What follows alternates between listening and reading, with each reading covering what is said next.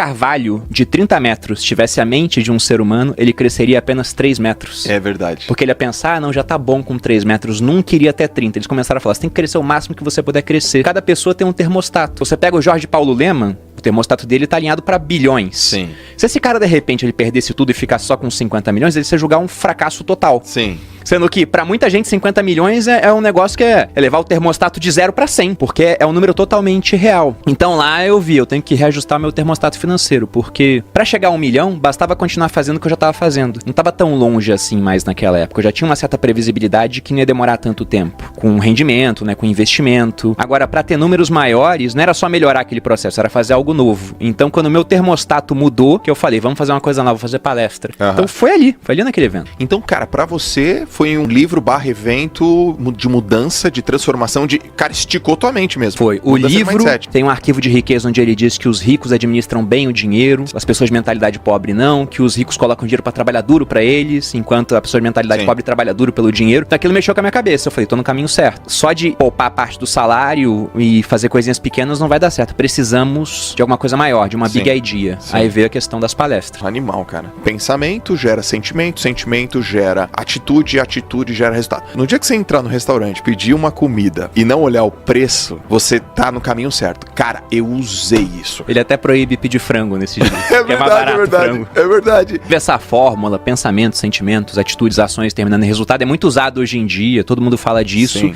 E eu não sei quem foi o primeiro, mas eu vi esse conceito primeiro, foi com o T. Harv Eker. E ele fala que tudo começa no pensamento. Até quando você fez o post pra divulgar o podcast, você falou, as coisas vão acontecer 2 vezes. A primeira na cabeça e depois no mundo real. E de fato, e ele fala que muita gente tem resultados ruins com o dinheiro porque tem pensamentos e crenças nocivas quanto ao dinheiro. E ele fala que grande parte dessas crenças, elas foram estabelecidas através de 3 coisas. Uma programação verbal, então aquilo que você ouvia as pessoas falando sobre dinheiro, e raramente você tem contato com pessoas ricas que entendem o jogo do dinheiro. Geralmente você tem contato com o pessoal que tá ali na classe média ou mais baixo do que isso, então geralmente o pessoal usa o dinheiro, aprendeu a usar, mas nunca estudou direito sobre como ele funciona. Então não costumam ser opiniões muito positivas. Além disso, você tem os exemplos, que é o segundo ponto. E qual que é o exemplo tradicional? Principalmente aqui no Brasil. Saiu uma estatística do Conselho Nacional do Comércio, CNC, ou Confederação Nacional do Comércio, não lembro agora, mas falando que 70% das famílias brasileiras estão endividadas. Então, por mais que, vamos supor que a prática verbal fosse positiva quanto a dinheiro, no exemplo, o normal no Brasil, ou pelo menos o comum, né, não deveria ser o normal, é as pessoas estarem endividadas. E o último ponto é uma experiência específica com grande carga emocional. Ele dá exemplos no livro, ele dá exemplo da mulher dele, que sempre que pedia dinheiro era pro pai porque a mãe nunca tinha. Sim. Aí o arquivo que ela tinha, quem tem dinheiro é o homem, né? A mulher não precisa ter dinheiro e toda vez que ela queria alguma coisa pedia pro marido. E aquilo gerava conflito entre eles. Ele dá o exemplo de uma moça que o pai morreu nos braços por preocupação financeira. A moça virou enfermeira, talvez até pra salvar o pai, né, inconscientemente, e toda vez que ela ganhava dinheiro, ela achava que aquilo era errado. E ele fala que esse é o ponto. Se você tem uma crença negativa quanto a dinheiro, se você acha que acumular patrimônio não é bom, você vai dar um jeito, né? Os seus pensamentos vão levar a sentimentos nocivos, a ações ruins, e o resultado vai ser você desperdiçar o dinheiro até que só sobre na sua mão aquela quantia que você julga ser adequada. Se você acha que é imoral ter milhões, você nunca vai ter milhões. Se por acidente a vida te der alguns milhões, o cara ganhando na Mega Sena, ele tende a gastar tudo até que só sobre o dinheiro que ele julga adequado. Sim. E é o que acontece mesmo. Historicamente, você pega pessoas que ganharam na loteria, a maioria, em 5 anos, tá de volta à situação inicial. Sendo que às vezes é dinheiro que você pensa assim, meu Deus, é tanto dinheiro, como é que o cara consegue gastar? Eu lembro que uma vez, tem tempo já, mas saiu na Record, uma entrevista com um cara que ganhou um prêmio da loteria gigantesco, antes do Plano Real também. E o cara, ele gastou tudo. Uma parte a inflação pegou, né? Inflação muito grande naquela época, mas ele contando a história dele, ele saía e pagava a conta pra todo mundo no restaurante.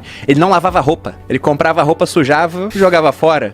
O carro dava um problema, só tinha que trocar óleo aos 10 mil. Ele andava até os 30, o óleo virava uma graxa, fundiu o motor. Ah, tá bom, deixa o carro aí. Então o cara, ele desperdiçou tanto dinheiro que no final ele ficou sem nada. E aí perguntaram pra ele, qual é o seu arrependimento? Ele falou, não ter comprado uma casa pra minha mãe. Eu falei, meu Deus, o cara ganhou um prêmio gigantesco, não comprou um imóvel pra família dele. Então é esse o ponto, né? Ele fala, você não tem crenças alinhadas, você nunca vai conseguir acumular patrimônio. E aí ele fala pra você identificar esse teu modelo de dinheiro. Porque esse seu modelo não é seu. Ele só foi passado pra você.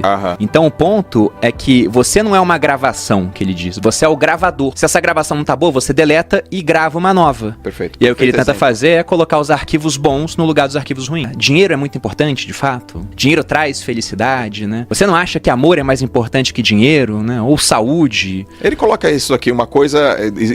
Pode fazer duas coisas ao mesmo tempo, né? Não confunde as coisas. Ele fala, até o livro tá marcado nessa parte. É uma fala, um princípio de riqueza, né? Porque eles têm os arquivos mentais e dentro dos arquivos da explicação tem certos princípios. Tem uma hora que ele fala isso, é um arquivo onde ele diz: as pessoas ricas acreditam que podem ter ambas as coisas. A pessoa de mentalidade pobre, e ele sempre bota mentalidade pobre, porque às vezes você hoje não tem dinheiro, você se julga pobre, mas a tua cabeça não é de pobre. Você já tá com os arquivos mentais corretos. Então, daqui a 5 anos, tua situação tá muito diferente. Agora tem o cara que tá com dinheiro hoje, mas a mentalidade dele ainda é de pobre. Daqui a 5 anos, você vai ter que trocar de lugar com ele, né? O cara com mentalidade boa cresce, o outro decresce. É a questão do termostato que ele fala financeiro.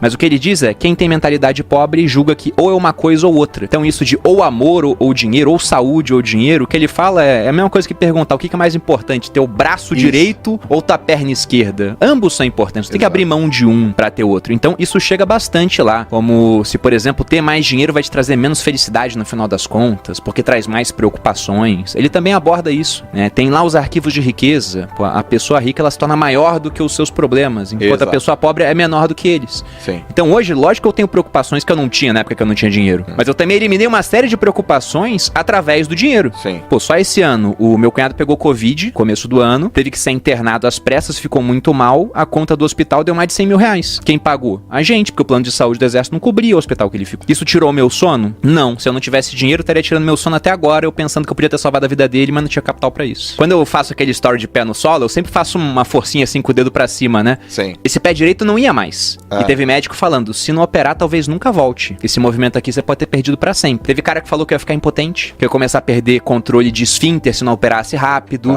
Aí teve um médico que me falou, olha, na verdade, como você é um cara novo, se a gente não fizer nada, provavelmente daqui a 1 ano você tá bem. Só que quem tem 1 ano pra deixar de produzir hoje em dia, né? Uau. Eu falei, tá, e se eu não operar? Ah, vai demorar bastante tempo, mas provavelmente você vai ficar bem. Então eu falei, então eu escolho fazer um tratamento conservador e esperar o tempo que for necessário. Porque hoje eu tenho capital pra poder priorizar a minha saúde antes de ganhar mais capital. Até aquele ponto, né? O que é mais importante, o dinheiro ou a saúde? Ele até coloca uma frase, um princípio de riqueza, que ele fala que o dinheiro é muito importante nas áreas onde ele tem influência e insignificante onde não tem. Então, a saúde é muito importante, mas eu só pude preservar e recuperar minha saúde porque eu tinha um dinheiro pra isso. Nessa primeira parte sobre modelo de dinheiro, mindset, os arquivos que são colocados, como é que foi isso na tua família? Teu pai e tua mãe? Foi neutro? Foi positivo? Foi negativo? Como é que você classifica isso? Então, ele até fala que ou você sai igual os seus pais, pelo menos igual a um deles, ou sai totalmente oposto por rebeldia. Amo meu pai, minha mãe, nunca deixaram faltar nada pra mim.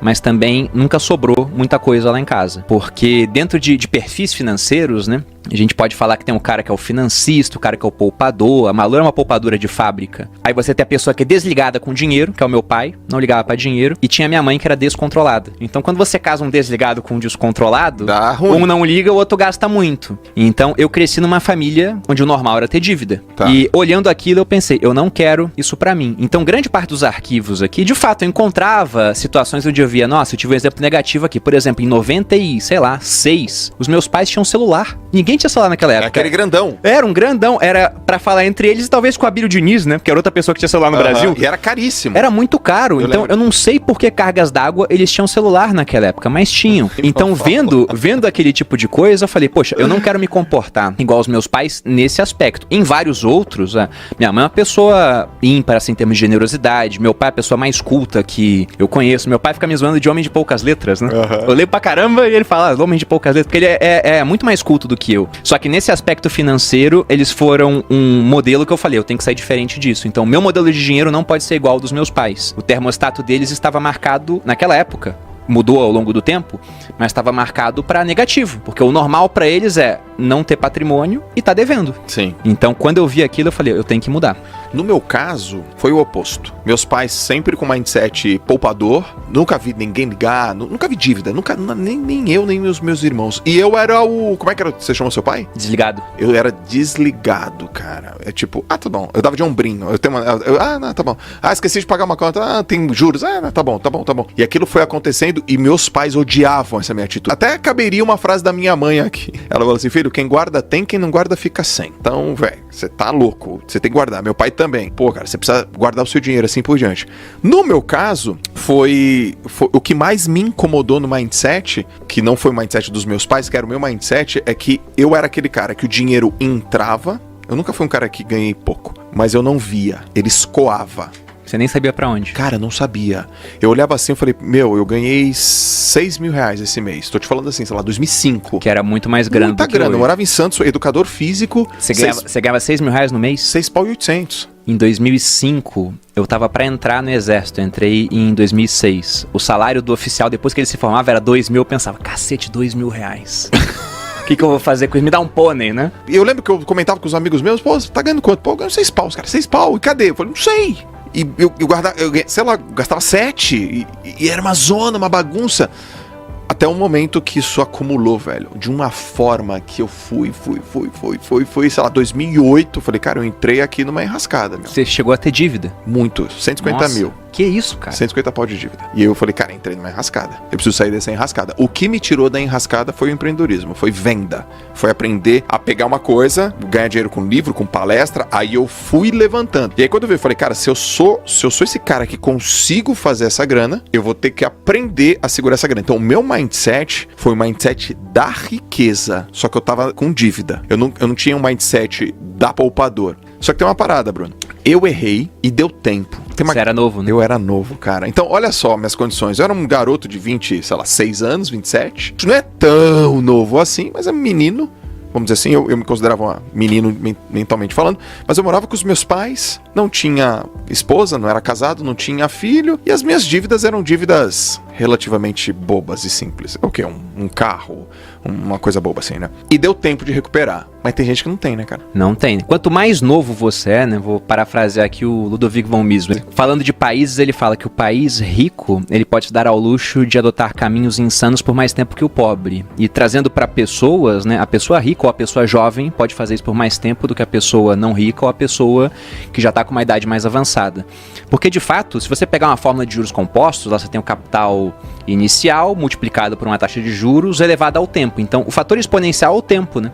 Quanto mais tempo você tem, melhor. Até eu gosto de falar que em filme de vampiro, todo vampiro é rico. É verdade. Por quê?